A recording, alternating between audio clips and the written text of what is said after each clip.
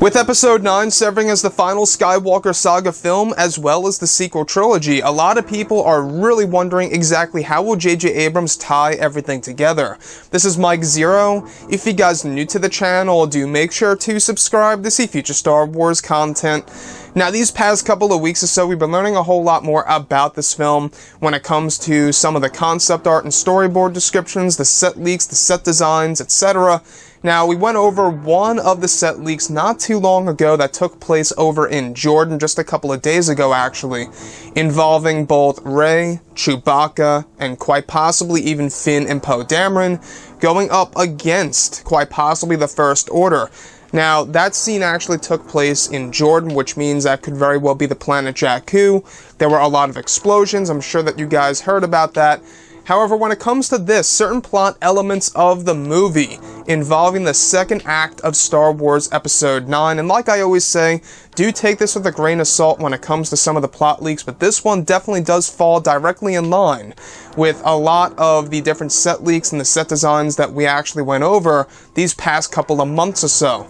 Now, specifically, what's really interesting is the Millennium Falcon finds its way to a jungle world with Rey, Chewbacca, Finn, Poe Dameron, and R2-D2. The Falcon leads a group of ships to the planet through hyperspace, and they eventually land in a remote area away from any villages. There is a base of interest on the planet for Rey and crew, an abandoned rebellion base. Part of the plan for the Resistance is to not only inspire others across the galaxy to join, but to also recover resources from rebellion bases. In the meantime, Rose is with Lando Calrissian and Maz Kanata with BB-8 by their side, helping them out.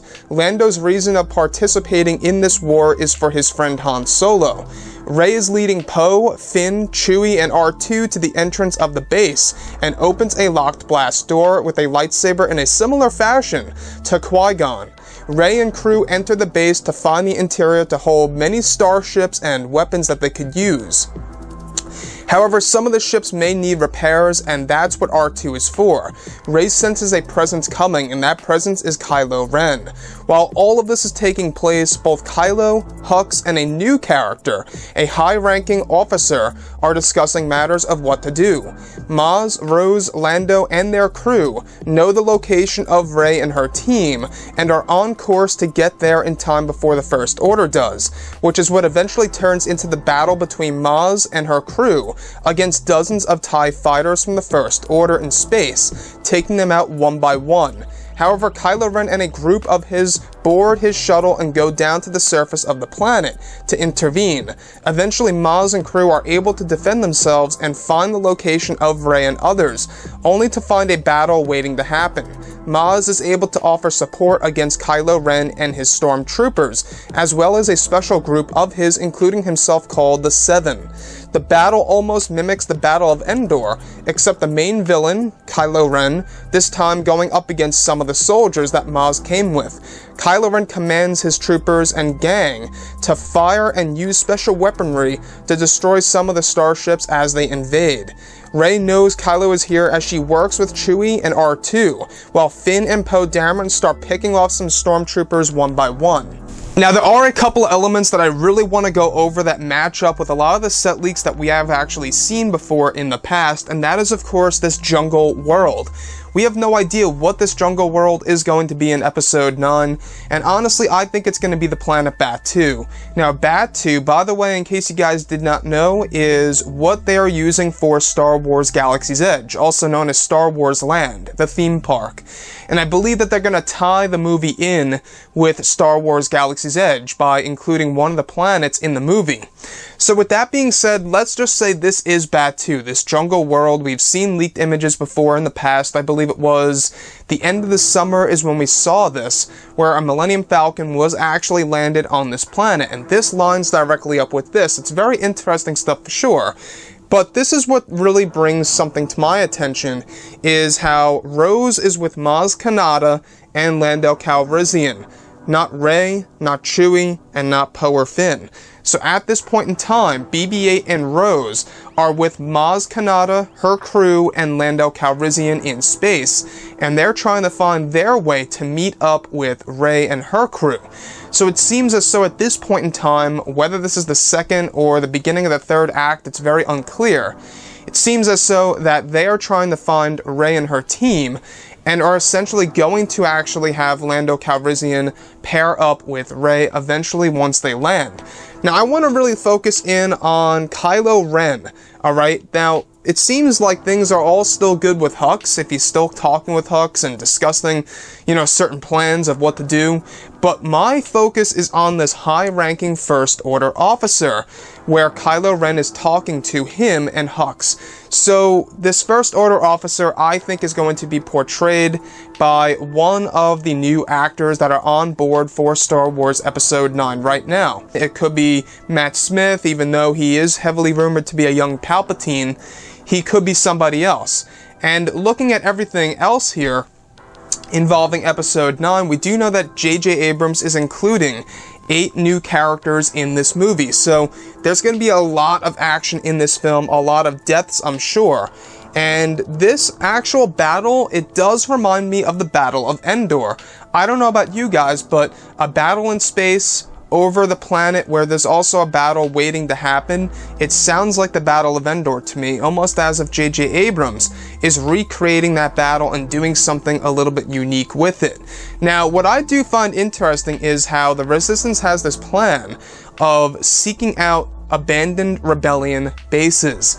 And this also lines directly up with one of the leaks, I believe it was like 4 months ago, that Yavin 4 may play a role in Episode 9. In fact, maybe this is Yavin 4, this jungle world. It's a possibility. We're not quite sure, but it's a possibility. I know that Yavin 4 isn't completely like a jungle world, but it does have a lot of trees and woods, etc. So with that being said, the Yavin 4 base is able to hold a lot of starships. And whatever base this is, holding a lot of starships, whether they are X-Wings, E-Wings, A-Wings, you name it, Y-Wings, holding everything in there, this is a great resource for the Resistance that of course the First Order does not want them to get a hold of, and that's why they are trying to intervene and destroy those starships and the Resistance along with it. So with that being said, we do know that Rey apparently is still connected with that Force Bond sequence at the very end of The Last Jedi. And this does raise a big question. Is that how Kylo Ren was able to find Rey's location? By the Force Bond? Do they actually know each other of where they are? That's a huge question open on the table for discussion. Another thing that really does raise my interest is, of course, the group including Kylo Ren and others that are dubbed as the Seven. Now, I believe that these are indeed the Knights of Ren, and the reason being is because in The Force Awakens, the original title of the Knights of Ren, the original name, or the name of the group, if you will, were of course called the Seven. Now, I don't know if JJ Abrams is actually going to call them that in the finalized version of the movie, or just call them the Knights of Ren, who knows. But JJ, it seems as so that a lot of the tossed material from The Force Awakens is making its way back into Episode 9.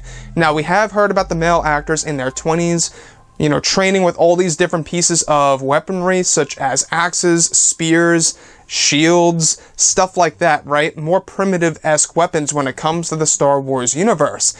And that falls directly in line with the Knights of Ren being in Episode 9. The other thing that I do want to focus on lastly has all to do with Maz Kanata on board of this ship with Lando Calrissian by her side with Rose and of course BB-8. Now, this is most definitely the space pirate ship that we have been hearing about for so long. A lot of people have been wondering about the design of this. It's essentially a maximized version of the Jabba's sail barge on Tatooine. Seems like JJ, once again, is trying to create some parallels here to Return of the Jedi, where you do have a Jabba's sail barge in the movie, except it's large and in space. It's basically Maz Kanata's space pirate ship. And it's a very interesting thing to think about. Some of you guys out there may think it's a little off, which is what I honestly thought at first. But then I began thinking to myself, okay, you know, they already did something like that in Return of the Jedi. If you look at Jabba's sail barge, it's basically a pirate ship, you know, in a way. But anyways, guys, I would really love to hear your opinion about all of this below in the comments. And if you guys did enjoy the content for today, do make sure to drop a thumbs up on this video to support the channel. I thank you all so very much for the kind support, and I'll catch you guys next time.